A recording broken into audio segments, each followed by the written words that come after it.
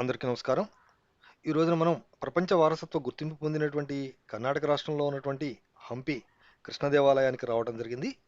ఈ కృష్ణ దేవాలయం లోపలికి వెళ్ళబోయే సమయం లోపల మనకు రైట్ సైడు ఓ చిన్న వివరాలతో కూడినటువంటి బోర్డు కనబడుతుంది. ఈ బోర్డు ప్రకారంగా ఈ ఆలయంలో ఉన్నటువంటి బాలకృష్ణుడి యొక్క విగ్రహం ఏదైతే ఉందో దీన్ని ఒరిస్సా రాష్ట్రం నుంచి తీసుకువచ్చినట్లుగా మనకు చారిత్రక ఆధారాల వల్ల తెలుస్తుంది. కాకపోతే ప్రస్తుతం ఈ బాలకృష్ణుడికి విగ్రహం లోపల ఈ ఆలయం లోపల లేదు.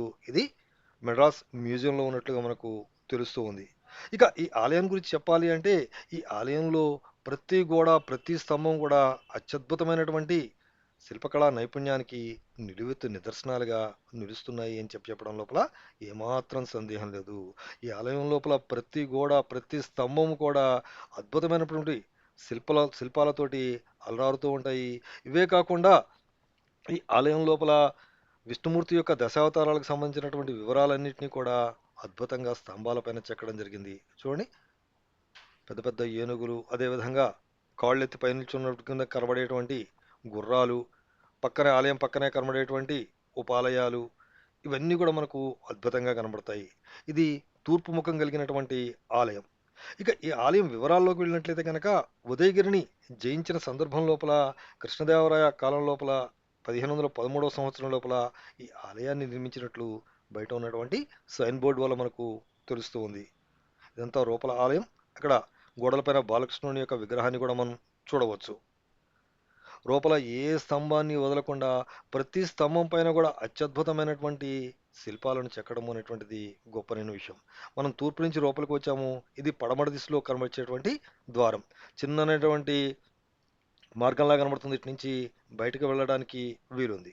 తూర్పు ముఖం నుంచి బయటికి రాగానే అంటే మనం ఆలయానికి ఎదురుగా నిల్చుంటే రైట్ సైడ్ లోపల మళ్ళా ఓ చిన్న ఉపాలయం అనేటువంటిది కనబడడం జరుగుతుంది. కాకపోతే ఎక్కడా కూడా ఈ ఆలయంలో కూడా దేవతామూర్తుల విగ్రహాలు మనకు కానరావటము అనేటువంటిది జరగలేదు.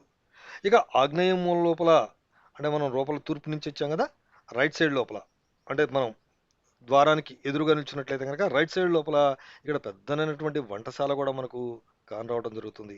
స్వామివారికి అవసరమైనటువంటి కైంకర్యాలకు సంబంధించినటువంటి అన్నీ ఇక్కడే ప్రత్యేకంగా తయారు చేసేవారు అని చెప్పి ఇక్కడ వారి మాటల వల్ల మనకు తెలుస్తుంది.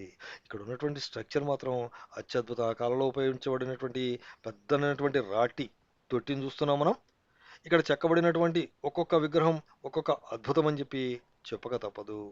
చూడండి, మొత్తం ఆ రాక్షస బలు లాంటి చిత్రాలు, అట్లానే ఎదురుగా స్వామివారికి ఎదురుగా ఉన్నటువంటి గరుత్మంతుని యొక్క విగ్రహము, అదేవిధంగా రాళ్ళు తేలినా కూడా దాంట్లోంచి కనిపించేటువంటి అద్భుతమైనటువంటి శిల్పకళా సంపద, ఇవన్నీ ఎలాంటి వారినైనా మంత్రముగ్ధులను చేస్తాయి. ఇక ఆలయానికి ఎదురుగా మెట్లతోటి ఒక మార్గం కనబడుతుంది మనకు. ఇది కృష్ణ బజార్ అని చెప్పి పిలిచేవారట. ఇది రథం దారి అని చెప్పి చెప్తారు. ఇక్కడి నుంచి రథం మీద ఊరేగింపుగా రావడం అనేటువంటిది జరుగుతుందట. కనబడుతుందిగా పెద్ద దారి. ఆ దారిలో ఇంకా కొంచెం ముందుకు పోతే లెఫ్ట్ సైడ్ లోపల మనకు ఒక కోనేరు కనబడుతుంది. మనం వచ్చింది ఎండాకాలం కాబట్టి పూర్తిగా నీరు లేకుండా అంతా ఎండిపోయినట్టు ఉండడం వల్ల అక్కడ దాకా మనం వెళ్ళటము అనేటువంటిది జరగలేదు. మరలా ఒకసారి ఆలయంలోనికి వచ్చి ఈ ఆలయంలో ఉన్నటువంటి స్ట్రక్చర్ని ఒకసారి చూసినట్లయితే కనుక నిజంగా ఈ ఆలయాన్ని ఎంతసేపు చూస్తున్నా అట్లానే చూస్తూ ఉండిపోవాలనిపించేంత అద్భుతంగా ఈ ఆలయం ఎలాంటి వారినైనా తమ వైపు తిప్పుకుంటుంది అని చెప్పడం లోపల ఏమాత్రం సందేహం లేదు. చూశారు కదా ఈ వీడియో కనుక మీకు నచ్చినట్లయితే తప్పకుండా లైక్ చేయండి, షేర్ చేయండి, సబ్స్క్రైబ్ చేసుకోండి. Thank you.